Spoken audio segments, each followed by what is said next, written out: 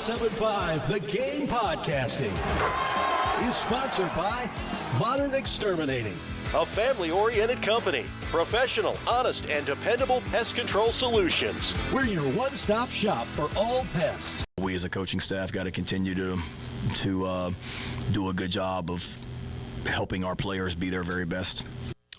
We'll address that because that was a big part from Saturday night, Tyler. And there were several open throws, opportunities from LaNorris sellers that, look, I'm not absolving Mike Shula. Mm-hmm. There was also there was some interesting play calls still.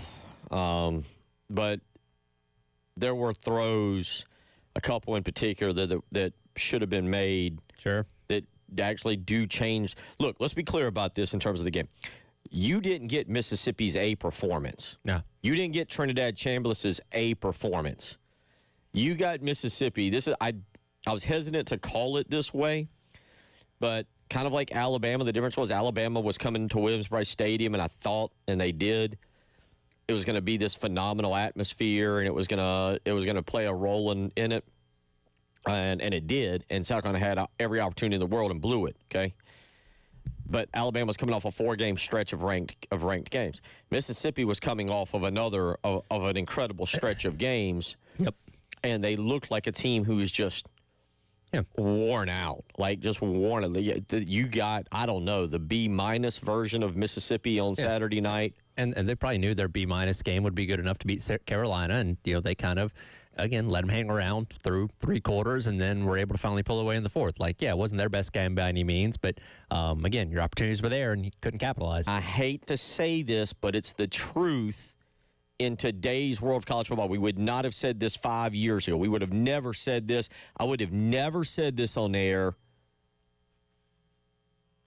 LaNorris Sellers is making $4 million a year. It's 8 over 2 years, okay? You don't miss those throws. I'm sorry. Like, it's one thing to have a bad throw. It's one thing to have it happen once. You don't pay your quarterback $4 million to miss the – I'm sorry.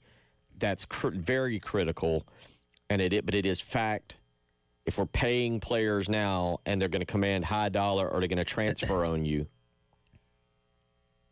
it simply doesn't happen. Yeah. What he did Saturday was inexcusable. And again, he had the one shot to Nick Harbor, but that was pretty much it. But missing guys, overthrowing them, throwing at their feet, throwing behind them, throwing in front of them. It's just and we've seen that sporadically throughout the season so far. We're just missing on some of the deeper stuff, but even some of the check down stuff was just like, where are you throwing that ball to? And again, at the end of the day, that does come back to reflect on Shula because he's the one that's supposed to develop him and get him to the point. But Sellers does have to go out there and execute on those plays, and he just was not doing that anywhere close to good enough on Saturday. And again, you're still in the game.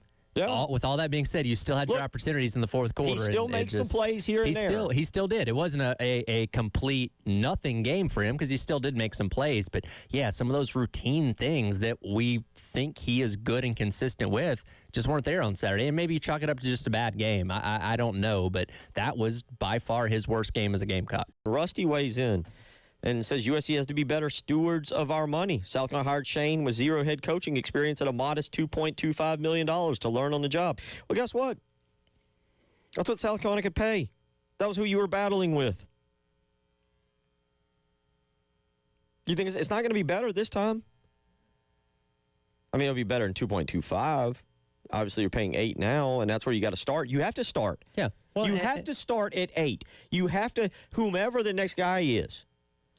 Let me keep going with that text. Said Tanner raised his salary, talking about Shane, to big boy status without any other programs coming after his service.